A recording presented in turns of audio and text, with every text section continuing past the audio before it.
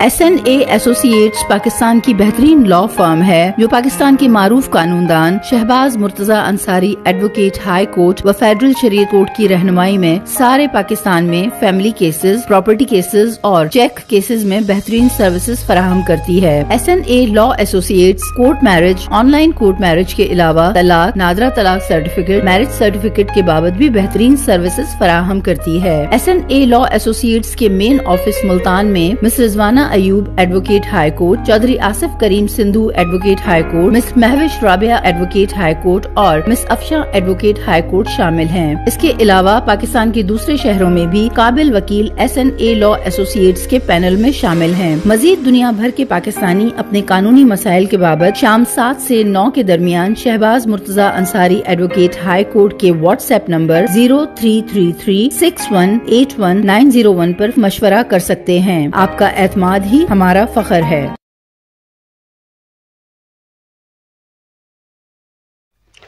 अस्सलाम वालेकुम। Shahbaz Murtaza Ansari advocate high court federal शरीयत कोर्ट आपसे मुखातब हूँ। आज मैं एक इंतहाई अहम लेक्चर मेरा है ये, मैं एक लाहौर हाई कोर्ट के डिवीज़न बेंच का एक इंतहाई अहम फैसला आया है जिसमें उसने जो खर्चा ना नफका है उसकी जो सालाना रकम होती है उसमें 10% इजाफे को तय किया है कि आया कि वो इजाफा जो 10% है वो बेसिक जो डिग्री होगी उस पर होगा या कंपाउंड डिग्री पे होगा, मजमूई जो इजाफा होगा हर साल अगले साल उस मजमूए के ऊपर होगा 10%। तो ये इंतहाई अहम लेक्चर है क्योंकि ये बाज़ दफ़ा रकम जो है लाखों में बढ़ जाती है ख़वातीन की अगर कंपाउंड पे लगाया जाए तो, और अगर बेसिक पे लगाएं तो लाखों कम भी हो सकते होते हैं। तो इसलिए लाहौर हाई कोर्ट का डिवीज़न बेंच क्यों बना, क्योंकि आमतौर पर फैमिली कोर्ट की डिग्री के खिलाफ डिस्ट्रिक्ट जज के पास अपील होती है, उसके अलावा रिट हाई कोर्ट में होती है जो सिंगल बेंच होता है और डिवीज़न बेंच के पास ही आ सकती है, फिर सुप्रीम कोर्ट को अख्तियार होता है। लेकिन इस केस में डिवीज़न बेंच क्यों बना और उसकी क्या वजह बनी और डिवीज़न बेंच ने क्या फैसला किया, तो ये आज का अहम लेक्चर है जो आप लोगों ने मेरा पूरा सुनना है। और अगर आप लोगों ने अब तक मेरे YouTube channel Shahbaz Murtaza Ansari advocate को सब्सक्राइब नहीं किया तो काइंडली सब्सक्राइब करें, लाइक करें, दोस्तों में शेयर करें ताकि उनको मेरी वीडियोज़ मिलती रहें। जी, ये पहले तो मैं बता दूं कि ये जो है मामला है क्या, ताकि आपको समझ आए कि फिर आपको फैसला भी समझ आ जाएगा। ये मामला ये है कि आम तौर पे जो फैमिली कोर्ट खर्चा ना नफका डिग्री करती है ना, तो वो उसमें लिखती है कि जी ये डिग्री है, जैसे 50,000 माहवार 2 बच्चों का खर्चा, माँ 10% सालाना इजाफा, ठीक है। अब बेटे के 18 साल तक और बेटे की शादी तक बाप जिम्मेदार है खर्चा ना नफका देने का।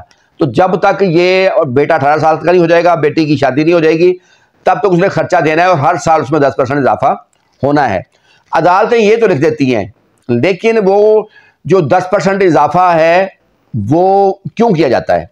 इसलिए किया जाता है कि हर साल जो है रकम की जो कीमत है, रुपए की कीमत, वो कम होती है और चीज़ें जो है वो महंगी होती हैं। तो उस चीज़ को बैलेंस करने के लिए, क्योंकि आज से 10 साल पहले 1,000 रुपये में जो चीज़ आती थी वो आज 2,000 रुपये भी नहीं आती, तो इसलिए इसको बैलेंस करने के लिए अदालतें आमतौर पे सालाना इजाफे का आर्डर करती हैं और वो 10% भी कोई कोट करती है, कोई 15% कर देती है, कोई 20% कर देती है।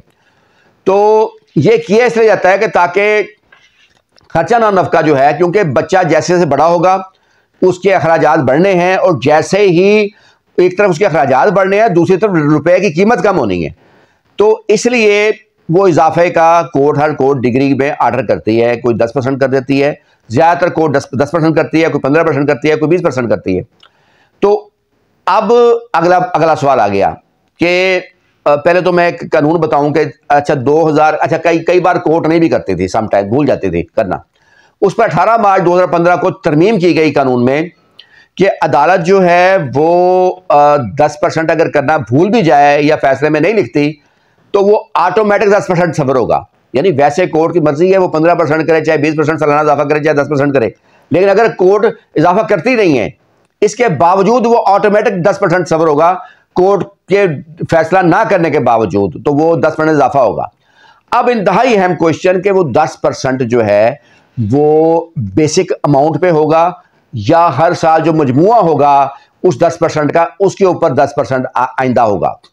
तो ये अहम सवाल था। अब पहले तो मैं ये सवाल क्यों उठता है, क्योंकि कानून ना अदालतें इसकी वजाहत करती हैं कि वो बेसिक पर होगा या मजमूए पर होगा, किसी फैसले में इसकी वजाहत नहीं करती, और ना ही कानून में कोई वजाहत की गई है। इसलिए मसाइल पैदा हुए। पहले मैं कानून बता देता हूँ, फिर अदालतों में जो इशूज हुए वो बता देता हूँ।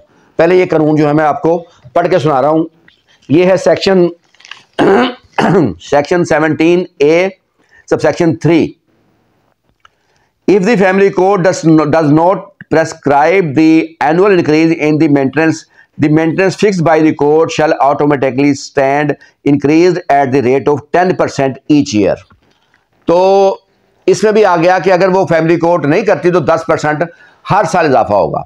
अब आ गया दूसरा मसला कि 10% एक बार जो 10% होगा वही हर साल होगा, वो या मजमूए पे होगा। अब ये क्या मजमुआ क्या है और कंपाउंड जो डिग्री है वो क्या है, बेसिक डिग्री क्या है, उन दोनों में फ़र्क क्या होता है, पहले मैं आपको वो वाज़ेह कर दूं। मिसाल के तौर पर बच्चे का खर्चा, एक बच्चे का खर्चा 20,000 माहवार कोर्ट ने डिग्री कर दिया।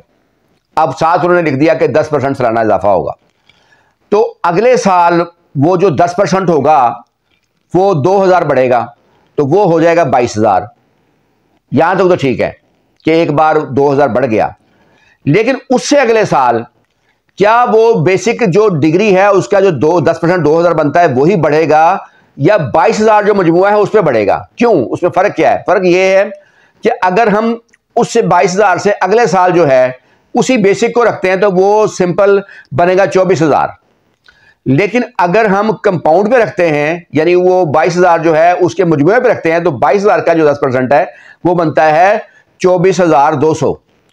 तो क्योंकि 2,000 उसमें बड़ा है, तो इस तरह ये जो रकम बाजार में मामूली लग रही है 200 की, ये जब हर साल बढ़ती है, हर महीने हर साल बढ़ती है और हर महीने में बड़ी रकम मिलती है, तो ये बाज़-औक़ात रकम लाखों में बढ़ जाती है बच्चों की रकम, क्योंकि बच्चे को 2 होते हैं, को 4 होते हैं, को 5 भी होते हैं, तो वो सबका जो पर हेड 10% बढ़ता है। अगर कंपाउंड में बढ़े तो ये रकम लाखों में बढ़ जाती है खातून की फेवर में, और मर्द के अगेंस्ट ये चीज़ जाती है। इस पर पहले तो लाहौर हाई कोर्ट ने ये मसला जब उठा तो उसमें अच्छा हो ये रहा था कि कोई अदालत जो है वो बेसिक पर 10% करार दे देती थी, कोई कंपाउंड पे, क्योंकि कानून गैर वाज़ेह था। और आला अदालतों का ये सूरत हाल थी कि लाहौर हाई कोर्ट का एक फैसला आया था 2022 MLD पेज है 1762, लाहौर हाई कोर्ट का फैसला था 2022 MLD लाहौर 1762। अच्छा, इसमें लाहौर हाई कोर्ट ने करार दिया कि जो बेसिक है वही हर साल बढ़ेगा, यानी जैसे 20,000 की रकम मैंने आपको मिसाल के तौर पर बताई है, उसका 10% बढ़ता है 2,000, हर साल 2,000 बढ़ेगा। पहले साल 20,000, दूसरे साल 22,000, तीसरे साल 24,000, उससे अगले साल 26,000, तो इस तरह बढ़ेगा। अच्छा, उसके बाद एक और जजमेंट थी हाई कोर्ट की, वो उसमें उन्होंने करार दिया कि नहीं, ये कंपाउंड रकम पर बढ़ेगा, जो मजमूई रकम होगी उस पर बढ़ेगा, क्योंकि वो जो हर साल महंगाई होती है उसका फ़ायदा खातून को मिलना चाहिए।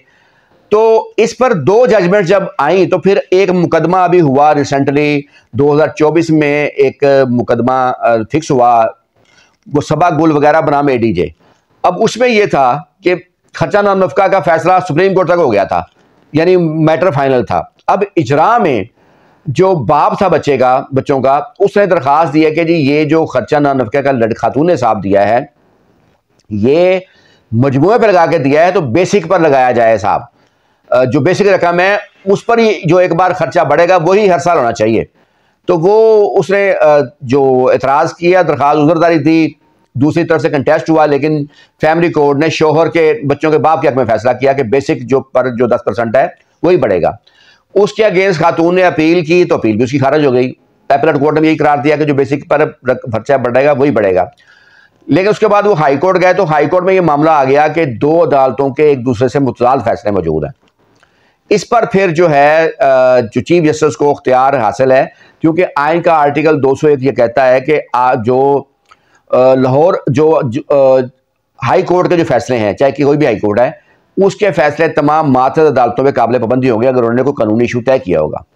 अब अगर एक ही हाई कोर्ट का एक जज साहब का फैसला एक मौजूद हो, दूसरा का उससे मुतजाद मौजूद हो, फिर सवाल उठता है कि मातहत अदलिया जो है फैमिली कोर्ट या डिस्ट्रिक्ट कोर्ट्स, वो किस फैसले पे अमल करेंगे, क्योंकि ज़ाहिर है वो एक तरफ कोई फैसला है, एक तरफ एक दूसरे से मुतजाद फैसले मौजूद हैं, मुतसादम फैसले मौजूद हैं।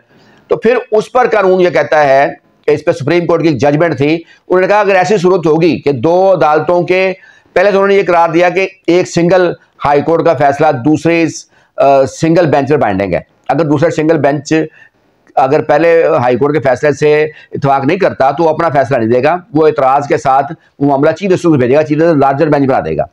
लेकिन अगर दूसरे हाई कोर्ट ने फैसला दे दिया, उसके अलावा पहला फैसला ना हो, तो फिर भी इस पर चीफ जस्टिस को इख्तियार है लार्जर बेंच बनाने का, ताकि वो फैसला आ सके जो 5 दलिया पे बाइंडिंग हो। तो ये मुकदमा सबा गुल वगैरह बनाम एडीजे ये डिवीजन बेंच के सुपुर्द हुआ कि वो इस मामले का फैसला करें कि कौन सी हाईकोर्ट का फैसला जो है दुरुस्त है और किस पर अमल होना चाहिए, क्योंकि उससे फिर ताकत बढ़ जाती है फैसले की जब डिवीजन बेंच फैसला करता है। तो डिवीजन बेंच ने इस मुकदमे को जो है वो सुना और उसके बाद डिटेल से उन्होंने जजमेंट दी। उस जजमेंट का निचोड़ ये है कि उन्होंने करार दिया कि जो कंपाउंड रकम होगी उसके ऊपर जो है वो जो इजाफा होगा वो होगा, यानी जो मजमूई रकम हर साल होगी, जैसे पहले साल 20,000 है, दूसरे साल 22,000, तीसरे साल उस 22,000 का 10% जो होगा, और चौथे साल जो 24,200 बनेंगे उस 24,200 का 10% जो होगा वो अगले साल जाएगा। इस तरह करके जब तक 18 साल का लड़का नहीं हो जाएगा, जब तक लड़की की शादी नहीं हो जाएगी, ये रकम बढ़ती रहेगी। और इस फैसले के बाद जो खवातीन के लिए अच्छी खबर है कि उनको जो खर्चा ना नफका है वो उसमें काफ़ी इजाफा हो जाएगा डिग्री की सूरत में। अगर इस तरह इजाफा होगा तो ये उनके लिए अच्छी खबर है, और शोहरों के लिए या बाप के लिए, बच्चों के बाप के लिए ये उस लिहाज से ठीक खबर नहीं है। खवातीन का इसमें फ़ायदा है। एक बात तो ये हो गई। दूसरा, उसमें हाई कोर्ट ने यह भी करार दिया इस फैसले में कि इस फैसले का इतलाक जो है वो जो रनिंग केसेस हैं उनके ऊपर होगा, साबका मुकदमात और क्लोज मैटर्स जो होंगे जिनका फैसला हो चुका उन पर नहीं होगा। यानी अगर किसी इजरा में बेसिक पे 10% था और वो इजरा ख़त्म हो चुका है, तमाम रकम वसूल हो चुकी है, बच्चे बड़े हो चुके हैं, तो पुराने केसों पर ये फैसला असरअंदाज नहीं करेगा।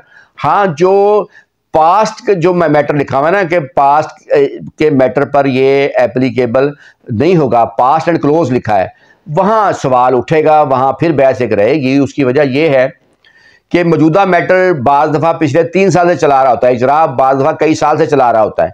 तो जो साबका है मौजूदा मैटर जो रनिंग कर रहा है उसमें जो साबका है वो पास्ट में सफ़र होगा या वो जो है ये रनिंग की जो मामला है उसमें सफ़र होगा। तो ये एक क्वेश्चन रहेगा। उम्मीद है मेरी आज की वीडियो पसंद आई होगी आपको। हमारी सर्विस है एसएनएल एसोसिएट की केस ला देने की, तो आपको किसी भी पॉइंट पर केस ला चाहिए तो आप 1000 फीस अदा करके वो केस ला ले सकते हैं। ये केस ला भी अगर आप लेना चाहें, क्योंकि अभी मेरे ख्याल में ये रिपोर्टेड नहीं केस हुआ और वैसे ही फैसला हुआ है Lahore high court division bench का और इसको अप्रूव्ड किया गया है रिपोर्टिंग के लिए। अगर ये केस ला भी आपको चाहिए होगा तो आप 1000 फीस जो है जो हमारे जायज़ कैश नंबर है 0306 775 9605 या इजी पैसा नंबर 0333 618 1901 पर सेंड करके आप ये केस ला ले सकते हैं और अपने केस में आप पेश कर सकते हैं, क्योंकि ये अहम तरीन केसला है जो अब आया है। इसके अलावा एसएनएल एसोसिएट्स की जो सर्विसेज हैं वो पाकिस्तान के 49 शहरों में जो है मौजूद हैं। आपका तल्लुक किसी भी शहर से हो, आप हमारी मुकम्मल सर्विस भी ले सकते हैं।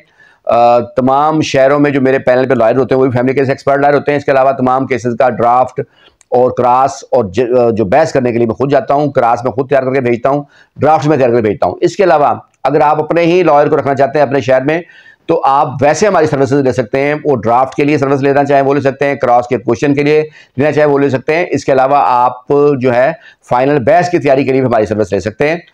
तो आप लोग मेरी वीडियो पसंद करते हैं, इसका बहुत शुक्रिया।